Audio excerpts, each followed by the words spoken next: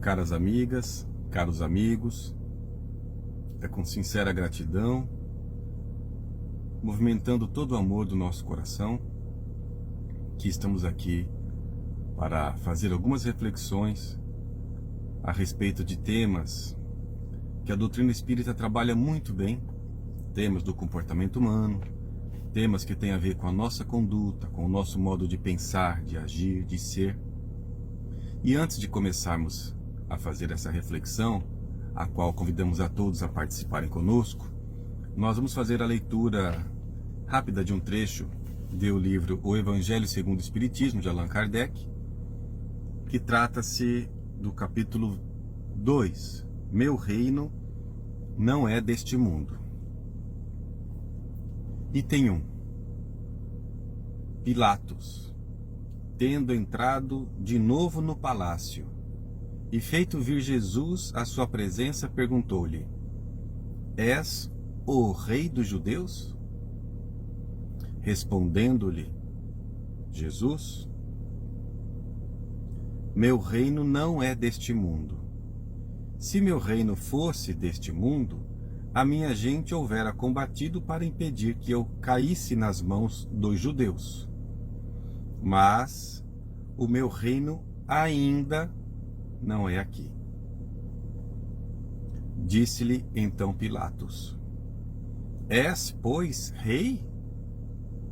Jesus lhe respondeu: Tu o dizes. Sou rei. Não nasci e não vim a este mundo senão para dar testemunho da verdade. Aquele que pertence à verdade, escuta a minha voz. Isso está no Evangelho de João, capítulo 18, versículos 33, 36 e 37. E Allan Kardec trabalha este trecho do Evangelho, mas vamos ler apenas, neste momento, o item 2 deste capítulo, no qual ele começa a tratar da vida futura. Por essas palavras, Jesus claramente se refere à vida futura, que ele apresenta em todas as circunstâncias como a meta a que a humanidade irá ter e como devendo constituir objeto das maiores preocupações do homem na Terra. Todas as suas máximas se reportam a esse grande princípio. Com efeito, sem a vida futura, nenhuma razão de ser teria a maior parte dos seus preceitos morais, donde vem que os que não creem na vida futura, imaginando que ele apenas falava da vida presente, não os compreendem ou os consideram pueris. Esse dogma, portanto, pode ser tido como o eixo do ensino do Cristo, pelo que foi colocado num dos primeiros lugares à frente desta obra. É que ele tem de ser o ponto de mira de todos os homens. Só se justifica as anomalias da vida terrena e se mostra de acordo com a justiça de Deus. Só ele justifica. Só o conhecimento e a certeza da vida futura, que nós vamos passar por um momento melhor, em breve, melhorando-nos cada um de nós individualmente e toda a coletividade. Só sabendo e sentindo a realidade da vida futura, justificam-se as anomalias pelas quais a sociedade humana ainda está passando. Vamos fazer uma breve oração? Senhor Jesus, benfeitor amigo de cada um de nós, que nos ilumina os caminhos da vida, que nos orienta, que nos traz a verdade, que nos conhece tão bem a cada um de nós, receba, Jesus, a nossa prece de gratidão por esses momentos de reflexão. Pedimos sua proteção, a proteção dos amigos espirituais, a melhor inspiração, a fim de que possamos, nesses momentos breves, estarmos em contato com a maior verdade, a maior sinceridade que trazemos em nós, em espírito, a fim de que possamos continuar aprendendo, compreendendo, inspirando e, por que não, nos tornando pessoas melhores. Conta conosco, Jesus, e nos inspire que assim seja. Meus irmãos, minhas irmãs, passamos por dias realmente tormentosos. A sociedade como um todo, não somente nos nossos estados, nas nossas cidades, mas do mundo propriamente dito, passa por uma pandemia. É claro que isso é uma situação nada agradável. Mas será que Deus estaria fazendo isso como uma forma de punição a nós, como alguns vêm colocando? Será que Deus seria esse ser castigador, punidor? Ou então que estaria de um local distante, sentado num trono, observando as coisas acontecerem e dando para uns facilidades, para outros dificuldades. Para uns riquezas, belezas, para outros mais dores, mais provas. Será que Deus faria isso conosco por capricho? Ora, se para nós espíritas Deus é a inteligência suprema, causa primeira de tudo que existe, naturalmente que ele não age por capricho, porque agir por capricho é típico da conduta do ser humano ainda em estágio de inferioridade evolutiva. Se Deus já é Deus, já é o ser que criou tudo o que existe no universo, obviamente não é possível que nós consigamos imaginar a sua inteligência agindo com desinteligência.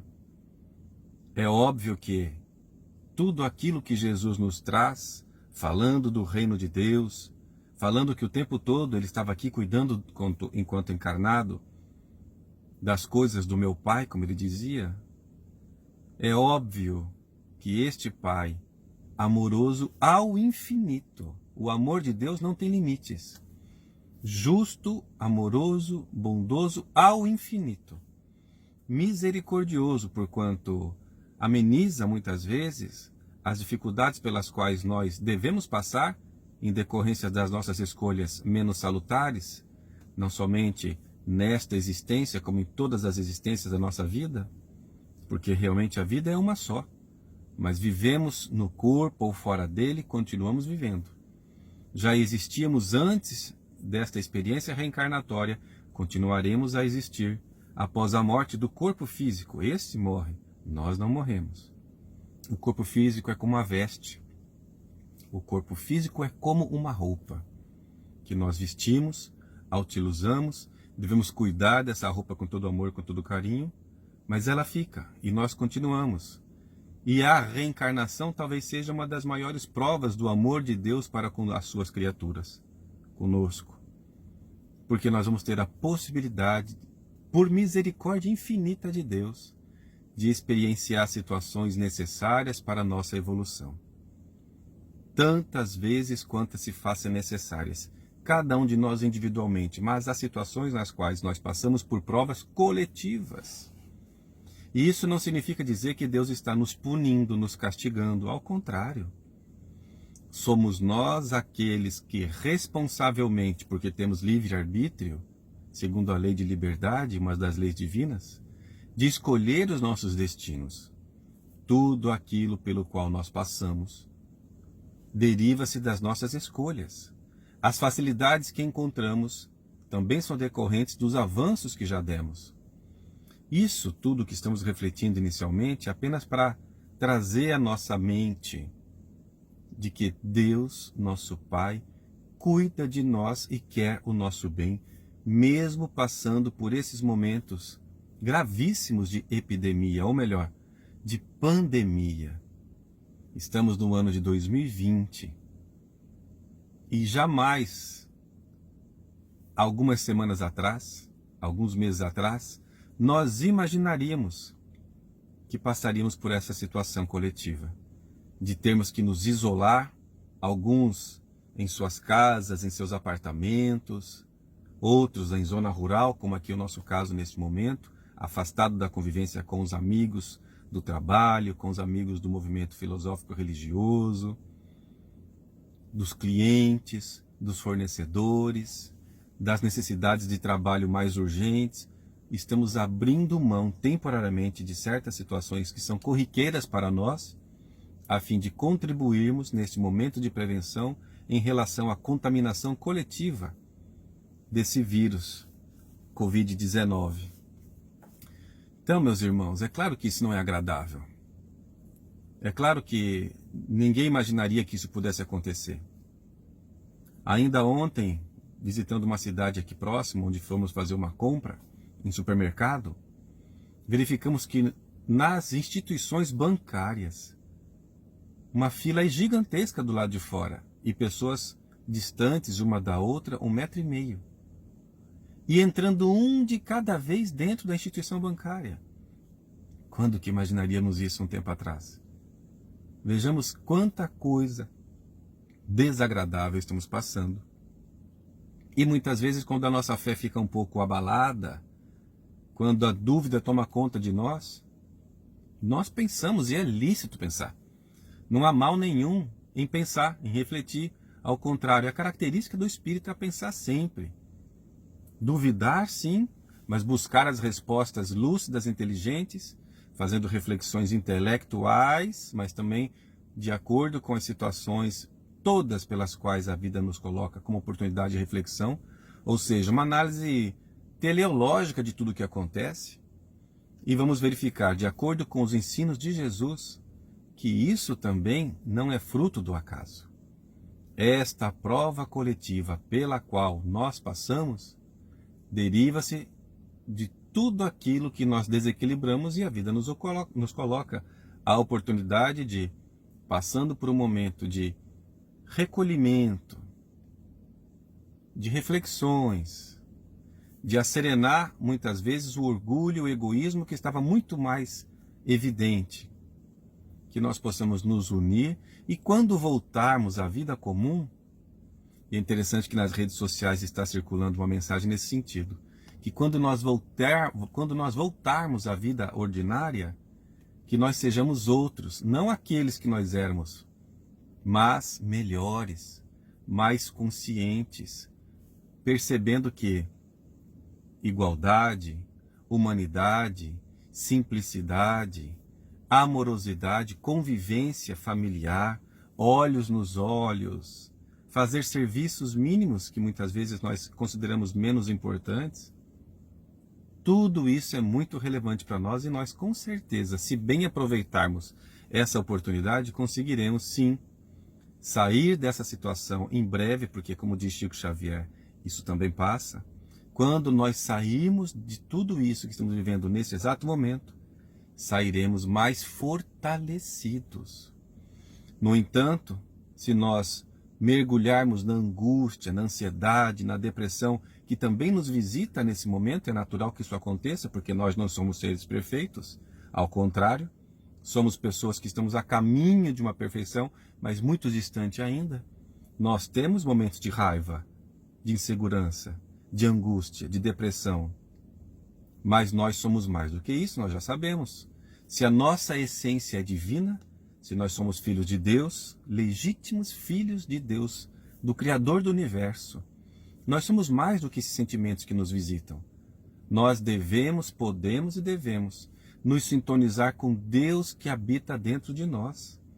O Espírito Joana de Ângeles diz, no livrinho Vida Feliz, livrinho porque é pequenininho, mas é grandioso ensinamento, que há uma luz brilhando dentro de ti. É a presença do Cristo cósmico no teu coração. Não deixes que essa claridade fique obstacularizada. Não empanes a sua claridade. Permita, sim, que essa luz resplandeça. E qual é a luz que nós trazemos dentro de nós? O que esse Jesus significa dentro de nós? Que nós, assim como Jesus, somos filhos de Deus, nosso Pai. E que a providência divina existe como forma de solicitude para nos atender de acordo com aquilo que nós pedimos do fundo do nosso coração. Que nós possamos então sintonizar com a segurança que nós somos, com a amorosidade que nós somos, com a convicção de que Deus é nosso Pai. Enfim, sintonizando-nos com as virtudes que nós somos, ainda que muitas vezes nós não estejamos exercitando essas virtudes. este momento pelo qual nós passamos é convite ao exercício e ao desenvolvimento de tantas outras virtudes. Nós podemos e devemos sim viver bem esses dias. É fácil? Claro que não é fácil. Como seria melhor, mais agradável, melhor dizendo, não estarmos passando por privações? Como seria mais agradável para nós percebermos que muitas pessoas nesses momentos de dificuldade econômica vão passar necessidades e nós sofremos vendo essas pessoas sofrer. E sabemos que as dificuldades virão realmente. Mas é necessário, possível, nestes momentos, relembrarmos de que Deus quer o nosso bem. De que tudo o que acontece com a sociedade, Deus sabe, Deus conhece os nossos pensamentos. E percebemos que, não por uma fé cega, mas pela fé raciocinada que a doutrina espírita nos permite a desenvolver, percebermos que tudo isso que nos acontece é para nosso bem. Quando Jesus nos diz, não procureis tesouros na terra, mas nos céus. Quando Jesus nos diz que nos propõe olhar os lírios do campo, porque eles não plantam, não ceifam, não têm celeiros, e mesmo assim Deus os veste com uma beleza muito superior de que Salomão jamais se vestiu, os pássaros dos céus também, nesta passagem evangélica, não plantam, não guardam celeiros, e Deus os alimenta. O que Deus fará por nós? Filhos, espíritos imortais que habitamos o universo. Então ele diz para nós, não nos preocupemos com o dia de amanhã, deixe que a cada dia basta o seu fardo. Isso não é uma mensagem que nos convida à imprevidência. Deixa, como diz a canção popular, deixa a vida me levar, vida leva eu. Não é essa a proposta. A proposta é convicção, conforme lemos agora há pouco, de que existe uma vida futura. Isso não significa uma vida futura espiritualmente depois da desencarnação apenas, mas que o mundo se tornará um mundo melhor no futuro breve, sobretudo se nós bem aproveitarmos as oportunidades de passando pelas situações difíceis do dia a dia, com dignidade, nós aprendermos com essas situações, que nós saibamos orar e viver o dia do presente. O que eu posso fazer hoje para me tornar uma pessoa melhor? O que eu posso fazer hoje para me sintonizar com Deus e nesta sintonia me abastecer de energias salutares e revigorantes que me coloquem em situação de conseguir viver bem, mesmo percebendo as dores pelas quais cada um de nós passaremos e do nosso próximo também. O orgulho e o egoísmo, conforme nos colocam os espíritos benfeitores na obra de Allan Kardec, orgulho e egoísmo são as grandes chagas da humanidade. Vamos perceber que as guerras, as desuniões familiares, as dificuldades de aprendizado, as dificuldades de se auto-perceber, tudo o que é de mal no mundo íntimo de cada um de nós, onde trazemos ainda as nossas paixões, mas também no mundo da coletividade, todas as sombras que acontecem, apesar da claridade do Evangelho que está sobre o mundo há tantos anos, todo este mal provém do orgulho e do egoísmo. A vaidade, a maledicência, todas as chagas da humanidade são filhos desse casal orgulho e egoísmo. E o orgulho é tão forte ainda nas nossas vidas que nós temos ainda hoje o mau hábito de considerarmos que somos superiores aos outros, quando a proposta espírita é muito clara no sentido de nos convidar à reforma interior, à autoiluminação. A proposta da doutrina espírita, corroborando tudo aquilo que Jesus nos trouxe há 2000 anos atrás, não é a de que nós sejamos pessoas melhores do que o outro, melhor do que a outra casta. Jesus veio trazer para nós uma ideia muito clara. Não vim descumprir a lei de Moisés, ao contrário, mostrar que é possível dar executoriedade a esta lei. A lei de Moisés é possível amar ao próximo, amar a Deus sobre todas as coisas, amar ao próximo assim como amamos a nós concomitantemente. Isso é uma realidade. Jesus veio trazer algo a mais para nós. Jesus veio trazer para nós a ideia de que somos todos irmãos. A fraternidade, que era uma coisa absurda naquele tempo, para Jesus é algo muito natural. A fraternidade que nos mostra que somos todos iguais perante o nosso Pai, é uma realidade a tal ponto que Jesus foi contra todas as formas de escravidão. Porque naquele tempo a lei romana permitia que uma pessoa fizesse a outra de escravo por conta de dívidas. Uma compra de alguma coisa, de um bem não quitada, poderia fazer com que o credor escravizasse o seu devedor. Uma pessoa que nascesse numa classe social seria sempre daquela classe social. Quem nascesse na pobreza seria sempre escravo. Era assim naquele tempo. E Jesus veio ressaltar inúmeras vezes que somos todos iguais e o Pai é um só. Como diz Moisés. Mas é amoroso, é justo. O Pai não quer a morte do pecador, mas sim do pecado. Certa vez Jesus estava refletindo em torno das lições que ele tanto nos trazia, cuidando das coisas do reino dos céus, como ele falava, das coisas do meu Pai, e estava ali elaborando seu pensamento, fazendo sua pregação, várias pessoas ao seu redor, quando ele foi interrompido. Senhor, mestre, sua mãe e seu irmão chegaram, então o senhor não vai lá atender?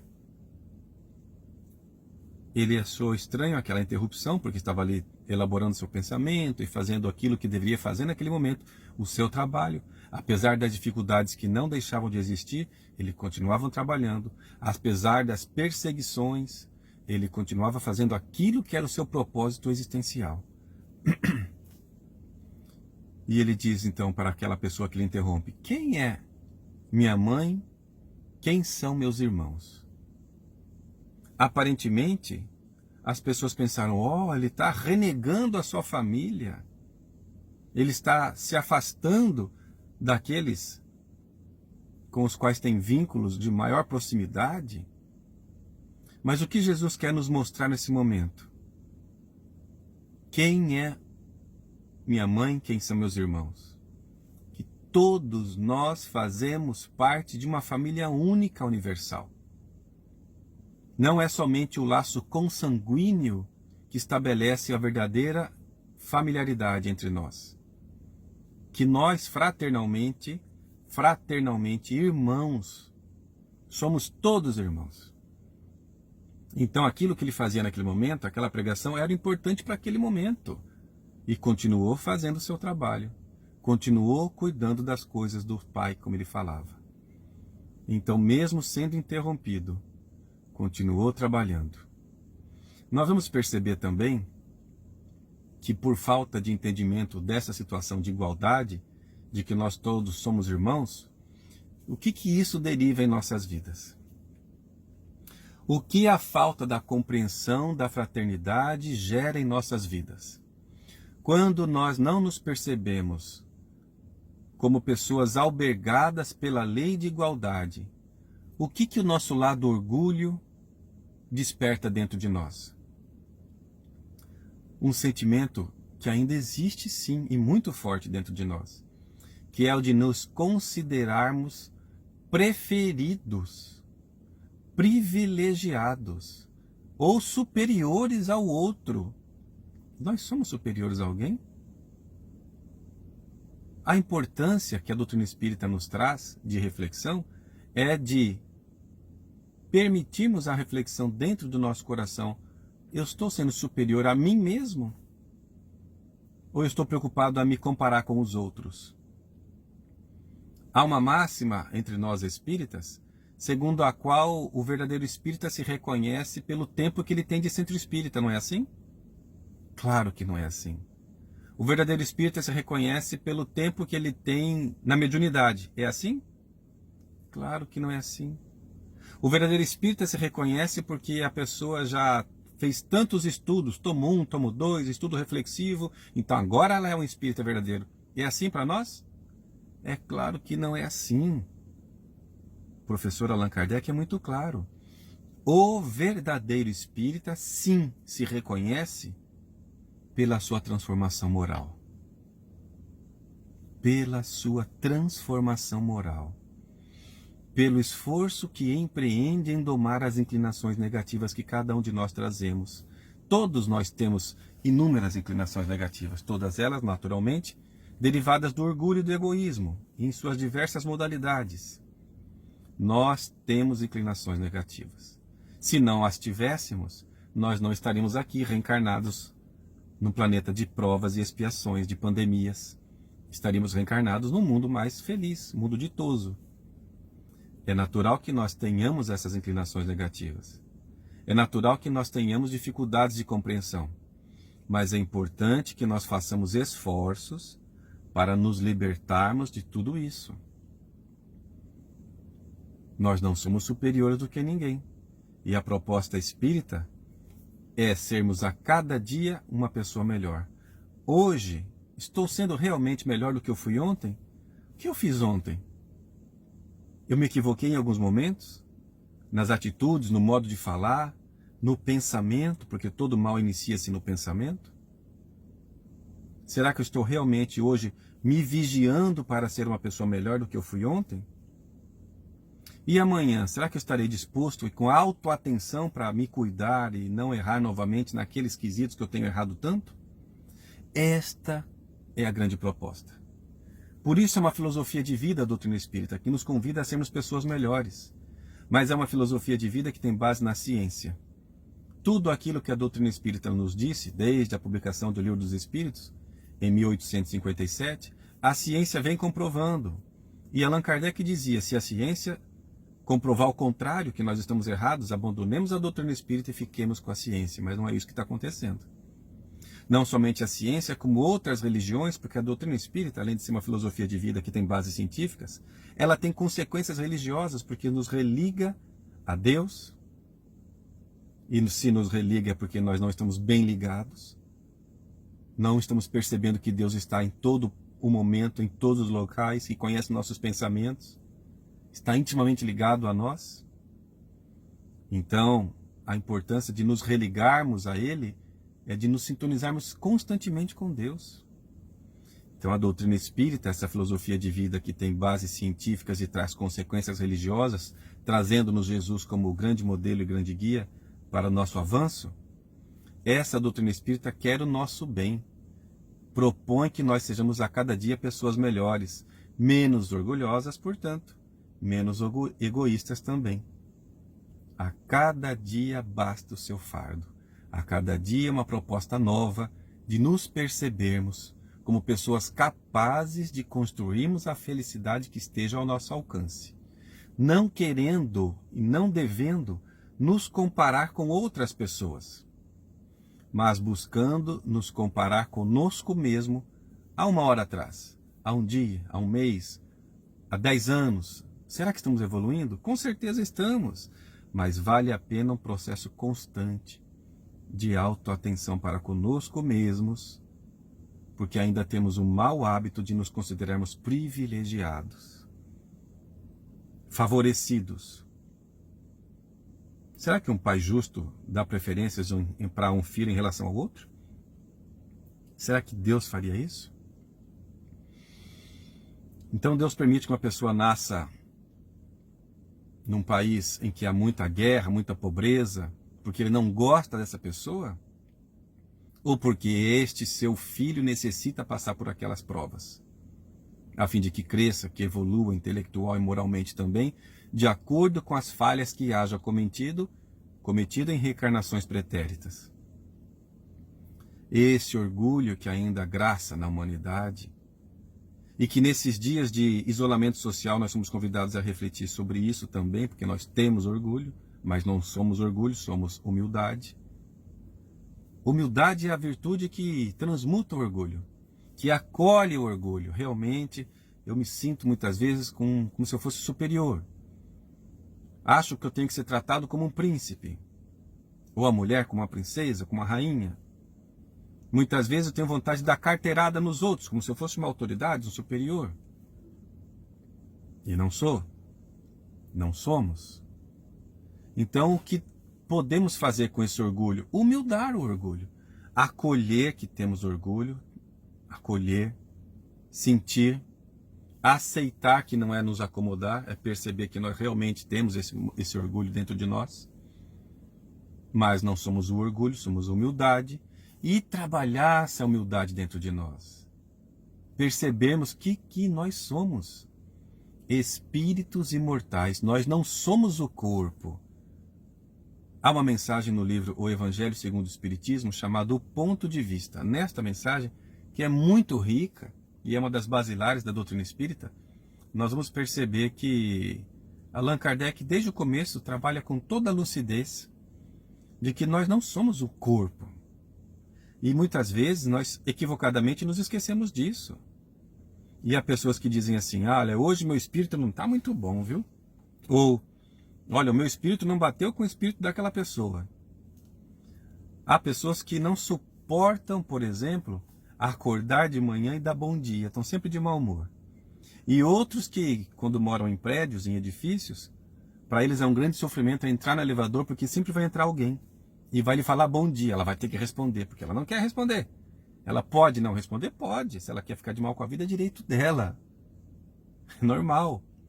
Mas é que a pessoa muitas vezes está tão fora de sintonia com ela mesma, está tão equivocadamente ligado com o que ela representa na vida dela e dos outros, pensando-se muitas vezes superior aos outros, que esquece de ser minimamente agradável. E é um dever nosso sermos agradáveis, sim. Porque quem é agradável para com os outros é porque está se tratando bem também. E quando a pessoa não se trata bem, muitas vezes, é porque ela está em movimento de orgulho. Não somos superiores aqui a ninguém. Somos pessoas normais. Pessoas simples. Isso nós somos.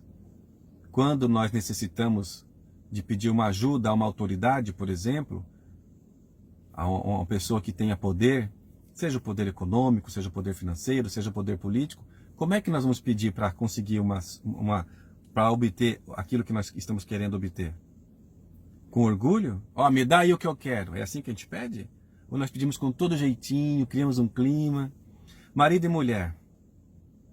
Muitas vezes o marido, quando quer agradar a esposa, ô meu bem, ó, ô minha querida, meu amor. Às vezes fala tanto amor, amor, é porque já esqueceu até o nome da esposa. Ou, quando a esposa quer alguma coisa do marido, amor, meu bem, vida. Tem casais que chamam um ao outro de vida. Vida. Ele fica todo derretido, o marido, de escutar isso. Já vai abrindo a carteira. Toma, o que você quer? Nós falamos isso em tom de brincadeira, mas para demonstrar que quando nós queremos alguma coisa que é importante para nós, nós movimentamos em nós, se for com sinceridade, a energia da humildade. Quando nós vamos perante uma autoridade, digamos, por exemplo, que o nosso bairro necessite de uma limpeza. Se nós vamos com arrogância pedir lá para o secretário da limpeza pública, vai limpar minha rua, ele vai limpar? Ele vai se esforçar para atender? Agora, quando nós, ô secretário, veja só, a rua lá está suja, é importante que a cidade esteja asseada, é um serviço de saúde também, o senhor poderia nos atender? E se a pessoa fala com todo jeito, quem recebe o pedido fica até sem jeito de não atender. Então, a humildade é possível de trabalhar em diversas formas. A humildade que nós utilizamos em certas situações, podemos utilizar em todas da vida. Quando nós estamos dissociados da humildade, supervalorizando o orgulho, que é uma das chagas da humanidade, está dentro de nós, nós caímos na tentação de nos considerarmos pessoas superiores aos outros. E nós voltamos a falar, não é importante querer ser superior a outrem, mas a proposta da vida é que nós sejamos superiores a nós mesmos no ontem. A pessoa que eu fui ontem à noite, quero ser melhor hoje. Mas o que eu preciso fazer para isso? Humildar o orgulho que nós trazemos. Porque quando nós não agimos assim, nós supervalorizamos o nosso lado sombra, que faz com que ainda exista muita discriminação perante pessoas. Pessoas que se consideram superiores às outras porque são pessoas agraciadas pelas situações da vida com mais condições financeiras, ou seja, ricos consideram-se superiores a pessoas que não são ricas, financeiramente falando. Isso existe na nossa sociedade? Muito. Muito. Mas será que nós também não estamos pensando assim? Quando nós vemos uma pessoa, um colega de trabalho, um familiar, uma pessoa, um transeunte na rua com dificuldades financeiras, será que nós não pensamos também, eu sou superior? Porque eu estudei, eu trabalhei, eu me esforcei, esse ser aí não aproveitou oportunidades. Será que não estamos também fazendo um julgamento? Nos considerando superiores aos outros, quando na realidade nós não somos superiores a ninguém, senão devemos fazer uma comparação de nós para conosco mesmos? Pessoas não se comparam. Nós podemos comparar as coisas. Esse carro é novo, aquele carro é velho. Essa árvore é bonita, aquela árvore é toda retorcida, não gosto tanto. Essa cadeira é marrom, essa cadeira é azul. Coisas são comparáveis, pessoas não são. Porque cada um de nós, cada um é fruto de inúmeras experiências nesta existência, mas em todas as outras. Nós não temos condições, por uma lógica de esquecimento do passado, inclusive, de saber tudo aquilo que aquela pessoa já semeou, tudo aquilo que ela já está colhendo, quais dificuldades ela já gerou, por que ela está passando por tantas privações. Não temos condições de saber. As virtudes, as qualidades, os avanços, nós podemos considerar e comparar como se fosse como um pomar. Um pomar de frutas variadas. Cada fruta vai dar no seu tempo. Então aquilo que eu já consigo fazer bem, aquela fruta que eu já consigo produzir, pode ser que o meu próximo já produziu há muito tempo antes que mim. E outro ainda não consiga realizar. Isso não faz com que eu possa me considerar superior a outrem, nem inferior também a outros, de forma alguma. Quando nós estamos dissociados do nosso sentido existencial, daquilo que nós somos, espíritos em evolução, aprendizes da vida, nós caímos na tentação do racismo. O que é o racismo? É quando a pessoa considera que a sua raça é superior à raça de outros. Mas o que é a raça? A raça só é importante para... Nem importante. A raça só é considerável, melhor dizendo, do ponto de vista material. Esta pessoa reencarnou num corpo asiático. Essa pessoa reencarnou num corpo de características africanas. Este outro reencarnou na Europa. Este outro latino-americano. E daí? Isso muda alguma coisa para o espírito imortal? Apenas circunstancialmente, para que a pessoa possa passar por situações necessárias de acordo com a cultura, com as situações de cada uma dessas raças. Mas o racismo é muito forte ainda dentro de nós. Sejamos sinceros para conosco mesmos. Racismo de todas as formas, o que é uma grande infelicidade para nós. Denota que ainda somos espíritos pouco evoluídos e muito ligados à matéria. Jesus é muito claro: busquei, procurai primeiro o reino de Deus e a sua justiça, e tudo mais vos será acrescentado. O que ele está nos propondo nesse momento? Buscar primeiro o reino de Deus, a espiritualidade. Então, meus irmãos, nós não somos superiores a ninguém. As pessoas de pele negra, negro porque é o Brasil que traz essa palavra como muito utilizada, que em outros países se usa pele preta. Não se fala o negro, em outros países se fala o preto. Nos Estados Unidos, na Europa, na Ásia, os próprios africanos, afrodescendentes. Mas, culturalmente, o Brasil optou por escolher a expressão negro, o negro, a pessoa de pele negra. Enfim, a pessoa de pele mais escura, afrodescendente, não é superior aos outros. A pessoa que nós dissemos é o espírito. Não se comparam espíritos. A pessoa de pele escura não é inferior também a ninguém. Muito pelo contrário, é um espírito imortal habitando aquele corpo, naquela epiderme daquela cor. Então é um equívoco muito grande, que graça na sociedade, com piadas jocosas, Hoje em dia, graças a Deus, graças ao nosso avanço, já diminuiu um pouco isso. Das brincadeiras, de mau gosto, das piadinhas. Mas sofremos muito preconceito ainda. Quando uma pessoa de Mato Grosso, daqui onde nós estamos, vai se relacionar profissionalmente com pessoas do sul, do sudeste do Brasil, existe um preconceito. Quando uma pessoa do nordeste faz alguma coisa, ou se apresenta de alguma forma, trabalhando de todas as formas, existe preconceito. Quanto preconceito os nordestinos sofrem? Quando uma pessoa negra faz alguma coisa, existem outros que falam assim, fez aquilo porque é negro. Isso não é racismo? Isso não existe em nossa sociedade? O racismo, infelizmente, faz parte da nossa cultura, mas é necessário que nós transformemos essa cultura numa cultura de fraternidade real, como nos propõe Jesus. Existem diversas formas subliminares, veladas de racismo. Vejamos que quantas coisas derivam-se da época da escravatura no Brasil. 358 anos, salvo engano, de escravidão. A maior escravidão. Como é que pode isso acontecer? Aconteceu. Então aquelas pessoas que foram escravizadas eram as pessoas que Deus esqueceu delas? Claro que não. Só passaram pelas provas necessárias para a sua própria evolução. Muitos de nós, reencarnados naquela época como escravos, pedimos para passar por aquelas provas, em decorrência dos nossos equívocos nos séculos anteriores. Agora, isso não faz com que nós possamos considerar que o escravo, espiritualmente, fosse um ser inferior. É um espírito imortal habitando um corpo, passando por uma prova de escravidão. Graças à evolução, também acabamos com a escravidão, com a abolição da escravatura no Brasil. Isso não significa dizer que o racismo ainda não grace na nossa sociedade.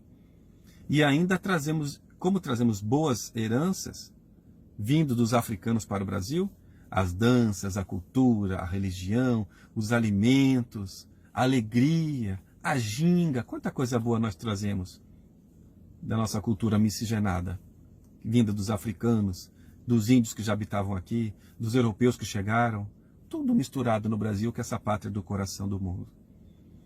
Mas também, fruto da escravidão, inúmeros costumes equivocados. Inclusive nós falamos coisas terríveis, não percebemos. Quando alguém está falando mal de outro, procurando macular a imagem de alguém, existe uma palavra que é estou denegrindo. Veja, quer dizer que negro é inferior? Quando a gente fala mal de alguém, estamos denegrindo? Claro que não. Essa palavra tem que ser ressignificada. Recentemente estávamos no dentista, nossa dentista, a doutora Pamela, nossa amiga lá, e aí eu falei assim, doutora, não judia muito não. E ela nos deu uma lição, judiar é uma expressão racista. Vejamos que interessante. É porque, sem percebermos, nós falamos. E ela significa que judeus é a pessoa que faz mal a outrem. Judiar é um ato de judeu. Olha só. E nós não tínhamos nos dado conta disso.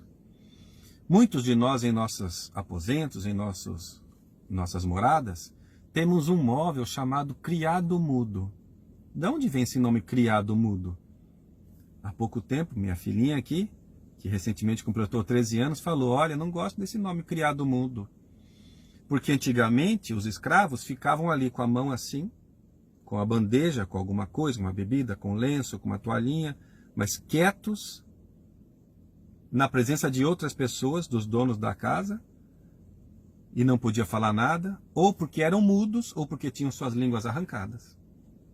E tinham que ficar servindo quem estava ali, sem nada se expressar. Era considerado o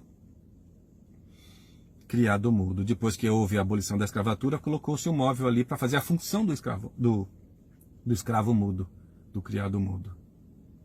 E assim temos outras tantas e tantas expressões racistas que nós não percebemos, mas trazemos. É importante que, em percebendo, façamos uma proposta de mudar isso, tirar isso de nossas vidas. Nós podemos mais, nos superar, nos tornarmos pessoas melhores a cada dia, como dissemos agora há pouco. O racismo ainda faz parte da nossa sociedade, de diversas formas. significando que ainda temos muito a evoluir. Muito a evoluir.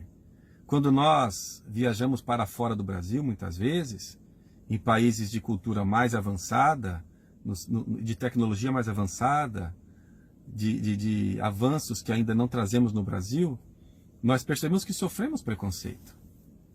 Certa vez, regressando dos Estados Unidos para o Brasil, em fila, todos para embarcar no avião, nós passamos lá um período de um mês no inverno sem ver o sol, eu estava bem branquinho, não tinha nem como falar que era aparentemente uma pessoa de outro país, mas quando a pessoa responsável, a autoridade naquele momento nos viu ali, nos retirou da fila, nos revistou o corpo todo, abriu a mala, percebeu que não era uma pessoa daquele país. E ali foi tratado de modo diferente. Quando nós adentramos em outros países, também sofremos preconceitos e racismo, porque somos latino-americanos. E percebemos, inclusive, pessoas de religiões diferentes na Irlanda, o quanto brigam, protestantes e católicos. Não se misturam. O quanto irlandeses também sofrem preconceitos nos Estados Unidos por serem de descendência. Ou seja, tudo isso simboliza o quê? Somos ainda espíritos muito imperfeitos e racistas, sim. Trazemos racismo de todas as formas. Não à toa, no Brasil, vivemos uma situação na qual as autoridades buscam, de alguma forma, compensar aquilo que foi feito para os afrodescendentes, de diversas formas. Por que existe a política de cotas? Se não, para fazer uma compensação em relação a todo aquele mal que historicamente foi gerado para aquela população por conta da cor da pele. Nós somos racistas. Ou melhor dizendo, corrigindo, nós temos o racismo ainda arraigado nas nossas atitudes. O preconceito, o orgulho ainda fazem parte dos nossos dias, razão pela qual torna-se importante cuidar da fraternidade dentro de nós. Somos filhos do mesmo Deus, do mesmo Pai. Não é a cor da pele que torna a pessoa melhor ou pior. Ao contrário, nós podemos sim nos percebermos como irmãos, fraternalmente, como propõe Francisco de Assis, como propõe Gandhi, como propõe Nelson Mandela. Vejamos quanto que nós já avançamos sim, mas é possível avançar muito mais. Nos Estados Unidos, no século XIX, lá pelo ano de 1863, ainda quando Abraham Lincoln era presidente dos Estados Unidos, naquele momento aquela nação passou por um dos seus momentos mais tormentosos, que foi a guerra tão longa, a Guerra da Secessão. Naqueles dias, trabalhava-se a respeito da questão da escravidão, porque os estados do sul dos Estados Unidos dependiam muito da força da mão de obra dos escravos, enquanto os estados mais industrializados do norte daquela nação já tinham a concepção mais liberal, no sentido de que não era mais possível continuar escravizando os seres humanos para trabalhar nas indústrias ou nas propriedades rurais. E houve aquela grande guerra, anos de guerra. Abraham Lincoln muitas vezes foi tentado, ou sentiu a tentação de querer resolver de qualquer forma, porque ele era uma pessoa que trabalhava pela liberdade das pessoas. Ele tinha isso por princípio, mas não conseguia, por diversos fatores, fazer com que a sociedade, naquele momento, entendesse o seu pensamento de liberdade. Mas Abraham Lincoln era um homem também espiritualista. Vejamos que estamos falando daqueles anos em que os livros básicos da doutrina espírita ainda eram escritos, não somente publicados, por Allan Kardec.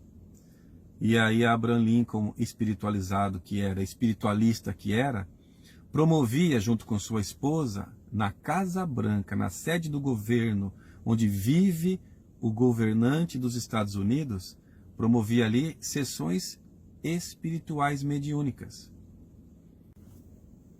Uma médium chamada Kate Maynard era convidada para participar de reuniões espirituais, de contato mediúnico. Ela entrava em transe e trazia as mensagens significativas, sobretudo em momentos de maiores dificuldades pelas quais passavam as pessoas nos Estados Unidos, sob a liderança de Abraham Lincoln.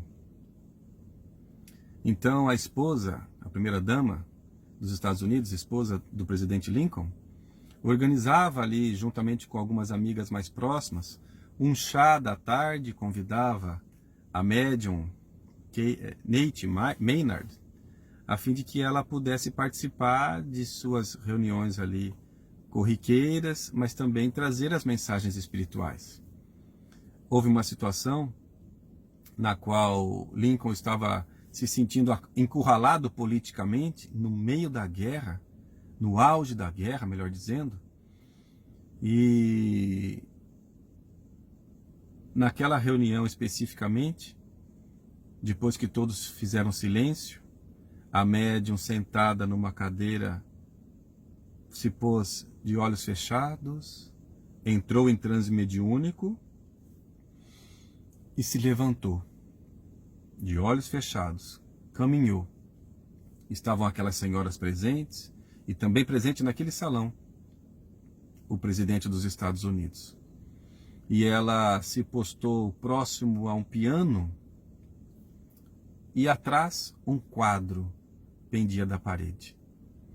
Ela se colocou próxima àquele quadro e com uma firmeza diferente, porque ela não tinha aquela firmeza, aquela postura na voz, denotando que não era a personalidade dela, médium, que estava ali se comunicando, mas de um espírito, com a voz masculinizada, com gestos firmes, olhou para o presidente Lincoln e com o dedo em riste falava: Senhor presidente, com a permissão dos benfeitores da nossa nação, estou aqui presente para lhe advertir de que você não deve esmorecer. Continue firme no seu propósito de libertar a nossa nação da escravatura. Eu, senador, durante tantos momentos, tantos anos, tive inúmeras oportunidades de levar adiante os projetos de leis, a fim de que a escravidão fosse encerrada, mas fali. Infelizmente, cedi às pressões, ao lobby, à política, e não cumpri aquilo que era uma das minhas missões na Terra. Mas o Senhor tem tudo em suas mãos e tem a certeza de que nós estamos ao seu lado para que cumpra a sua missão. Falou algumas coisas mais e aquela comunicação se encerrou. A médium voltou à sua postura normal, se asserenou e naquele momento emotivo, ainda com lágrimas nos olhos, cabeça baixa, Abraham Lincoln escutou a sua esposa: Abe, ela lhe chamava carinhosamente, Abe, quem é essa pessoa que lhe falou com tanta autoridade, com tanta firmeza? E ele olhou para a parede daquele salão, da onde se pendia dali um quadro com a figura de Daniel Webster, um homem que foi senador durante tantos anos e décadas, e realmente teve oportunidade de trabalhar com maior afinco pela libertação dos escravos, mas acabava engavetando os projetos. E agora vinha essa personalidade espiritual influenciar positivamente Abraham Lincoln, a fim de que ele também continuasse com a sua missão, provavelmente uma grande missão reencarnatória.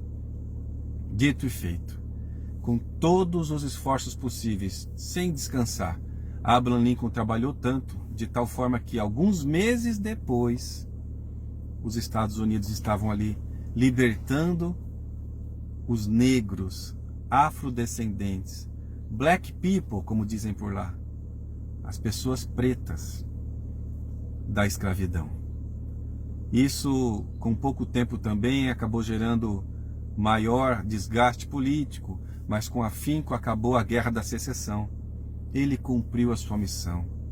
É um homem amado, adorado até os dias de hoje, pela sua firmeza, pela sua liderança, mas o que poucas pessoas percebem é a espiritualidade que sempre conduziu os passos do presidente Abraham Lincoln.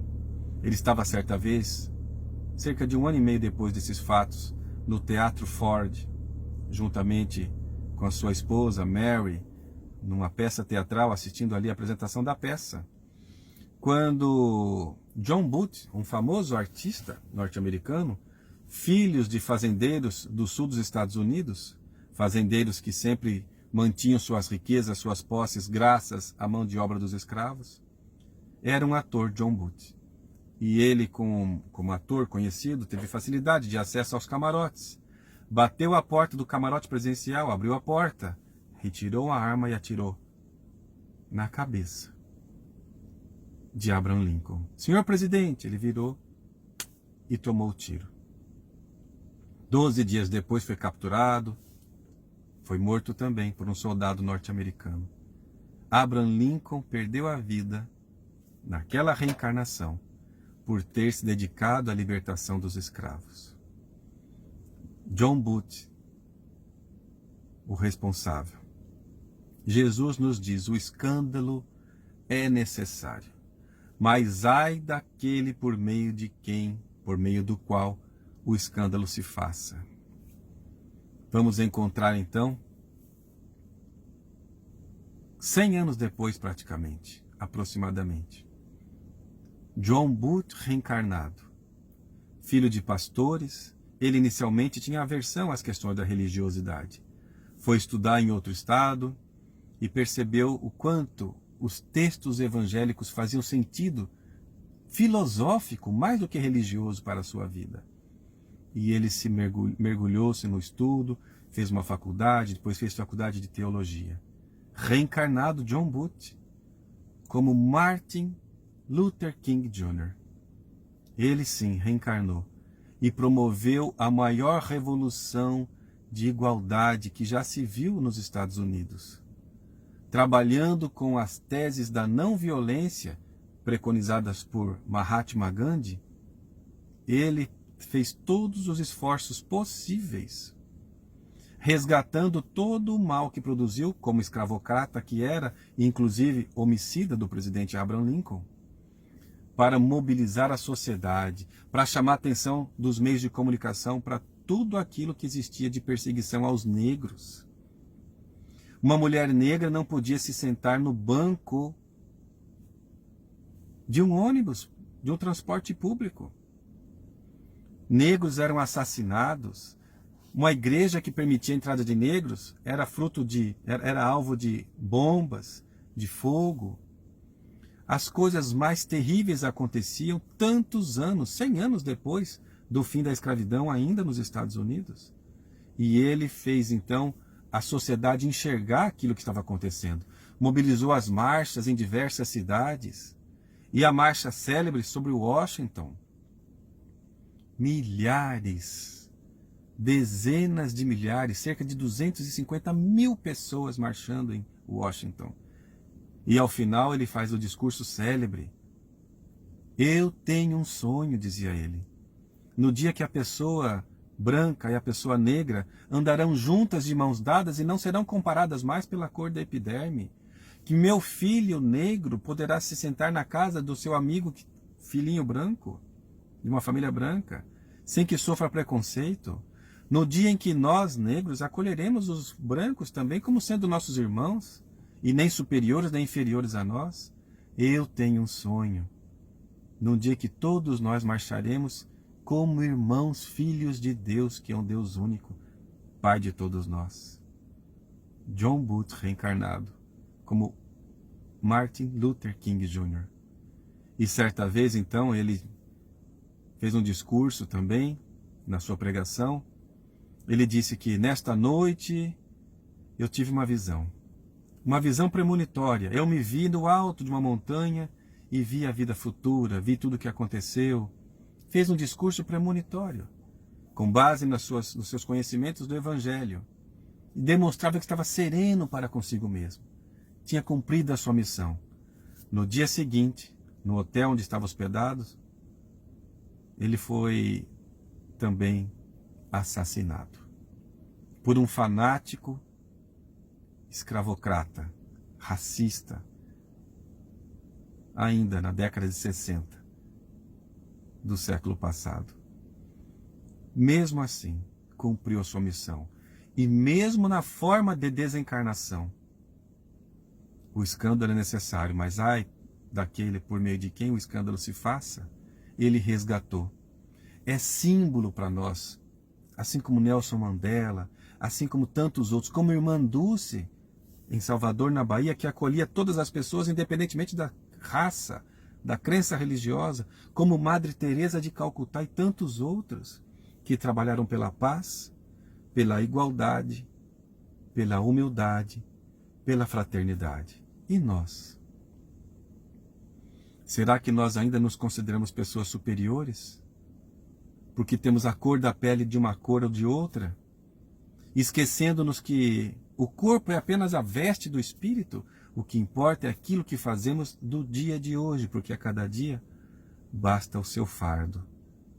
Isso não é uma missão, uma proposta de imprevidência, ao contrário. É um convite para que nós possamos nos entregar de corpo e alma àquilo que Jesus nos propõe para o dia de hoje. A felicidade é nosso direito, mas é o nosso dever também, por conta de tudo aquilo que nós já temos de conhecimento. É nosso dever buscar a felicidade nossa e coletiva. O que estamos fazendo das nossas vidas? Podemos fazer mais? Com certeza. E Jesus conta conosco. Nós damos conta. Às vezes temos a impressão de que nós não vamos conseguir. Vamos sim. E mesmo nestes dias de isolamento social, mesmo nesses dias de crise econômica financeira nas nossas famílias, no mundo todo, mantenhamos a nossa fé, a nossa dignidade espiritual, a nossa convicção de que tudo aquilo que nos acontece é para o nosso bem. Deus é nosso Pai. E este momento, o dia de hoje, é uma oportunidade. Que possamos nos amar mais, nos admirar mais, perceber a virtude que o outro já tem bem desenvolvida. Porque tudo aquilo que nós vemos no outro, nós conseguimos também exercitar e fazer. Que nós possamos nos sintonizar com Deus, nosso Pai. E neste momento, encerramos com uma breve oração, convidando a todos nesse momento que fechemos os nossos olhos e nos elevemos em pensamento a esse Mestre bondoso que é Jesus. Senhor Jesus, o bom pastor, conhece bem a cada um de nós. O Senhor que disse que das ovelhas que o Pai lhe confiou, nenhuma se perderia. Sentimos, Senhor, que o Senhor nos ama mesmo, nos conhece pelo nosso nome, pela nossa história espiritual, sabe o que vai na nossa intimidade, nosso desejo de acertar mais, de sermos mais fraternos, mais verdadeiros. Mas também sabe que ainda temos dentro de nós maus hábitos, carecendo de transformação. Temos ainda movimentos de orgulho, de egoísmo, de racismo. Ajuda-nos, Senhor, a percebermos a cada dia que não somos mais importantes do que ninguém, mas que podemos trabalhar pela nossa autotransformação, autoiluminação para melhor. Nesses dias, Senhor, em que a vida nos oferece oportunidades de conviver mais em famílias, de fazer trabalhos mais simples, de refletir sobre nossas vidas, pedimos, Senhor, nos ajude a aproveitarmos esses momentos para continuar evoluindo, aprendendo, crescendo, contribuindo, nos entregando, fazendo aquilo que de melhor somos e podemos fazer. Por amor a nós, ao nosso próximo, gratidão a Deus. Sabemos, Senhor, que dentro de nós ainda se encontram paixões, trevas, mas é possível levar amor onde haja ódio, luz onde haja trevas, como nos ensina Francisco de Assis. Então pedimos, Senhor, que nos ajude a mais compreender do que buscar sermos compreendidos. Nos ajude, Senhor, a sermos os seus instrumentos da paz, onde e quando estivermos. Esteja conosco, Senhor, e nós buscaremos estar sempre contigo. Que assim seja.